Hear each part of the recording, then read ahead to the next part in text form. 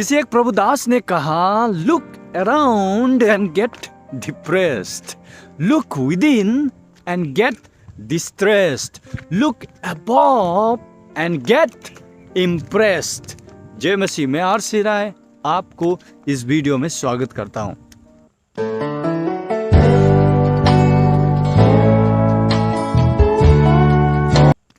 एक 7 साल की बच्ची और उसकी माँ दोनों घर पर अकेली होती हैं। रात का वक्त, तो दोनों जैसे बिस्तर पर लेटते हैं सोने के लिए तो करंट चला जाता है। तो ऐसे में ये बच्ची पूरा रूम को अंधेरा देखकर वो डरने लगती है और माँ भी अंदर से घबरा जाती है। तो बच्ची खिड़की से बाहर देखती है तो मून लाइट चमक रहा है। तो बच्ची माँ से कहती है, माँ ये मून लाइट क्या परमेश्वर का लाइट है? तो माँ कहती है हाँ। तो फिर से ये बच्ची सवाल करती है, माँ क्या परमेश्वर लाइट बुझाकर नहीं सोते? तो ये माँ कहती है, नहीं बेटी, परमेश्वर नहीं सोते हैं। तो ये बच्ची जो कहती है इससे माँ को भी हौसला और हिम्मत मिलता है। तो ये छोटी सी बच्ची कहती है, माँ अगर परमेश्वर जागे हुए हैं तो हमें सो जाना चाहिए। आज बहुत सारे लोग चिंतित हैं, डरे हुए हैं, क्योंकि फिजिकल डिजीज आ जाएगा, वायरस आ जाएगा, ये डिजीज है। तो लेकिन कभी किसी ने सोचा कि ये डिजीज शरीर में नहीं आने से पहले ऑलरेडी डिजीज माइंड में आ चुका है। डिजीज का मतलब क्या है कि जब आपका स्टेट ईज में नहीं है, यानी कि आप आराम में नहीं है, आपका शरीर में जब बीमारी आ जाता है तो आराम नहीं होता है, इसीलिए इसको डिजीज कहा जाता है। उसी प्रकार से जब आप मेंटल डिजीज यानी कि आपका माइंड जो है आराम में नहीं है तो भी आप डिजीज का शिकार हो गए। आज वायरस भले ही नहीं आया है लेकिन दिमाग के अंदर वायरस घुस चुका है। क्या का virus?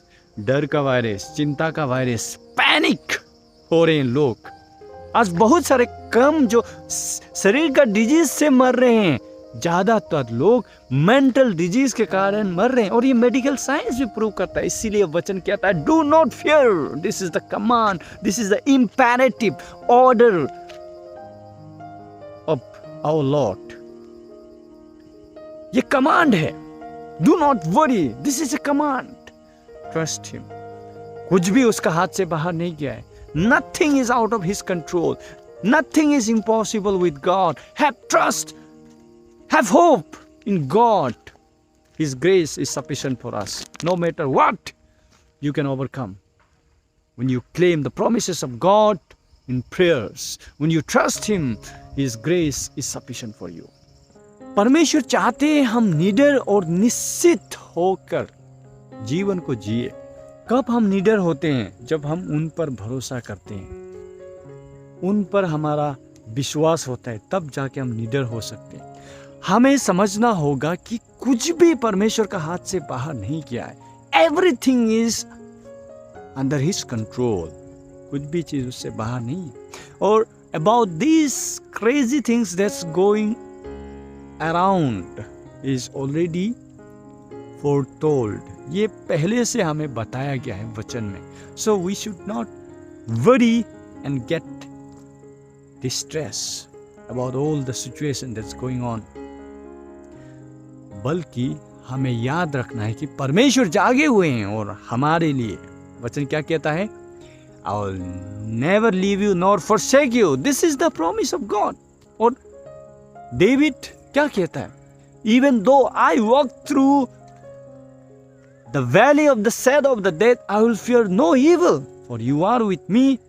Your rod, your staff, they comfort me.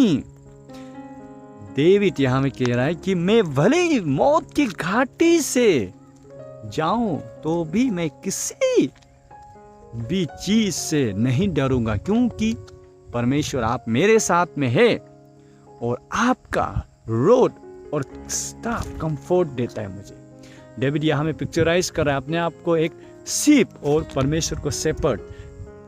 इसीलिए मैं किसी भी बात से नहीं डरूंगा, क्योंकि मेरा शेपर्ड मेरे साथ में, हमारा परमेश्वर हमारे साथ में है। वो परमेश्वर जो हमसे प्रेम करता है, वो परमेश्वर जो हमारे बारे में सोचता है, हमारे लिए योजना बनाता है, वो परमेश्वर जो वायदा करके गया है कभी नहीं छोड़ूंगा, और वो परमेश्वर जो कहता है मैं आपको अनुग्रह दूंगा, मैं जीता हूं आप भी जीतोगे। This are all promise.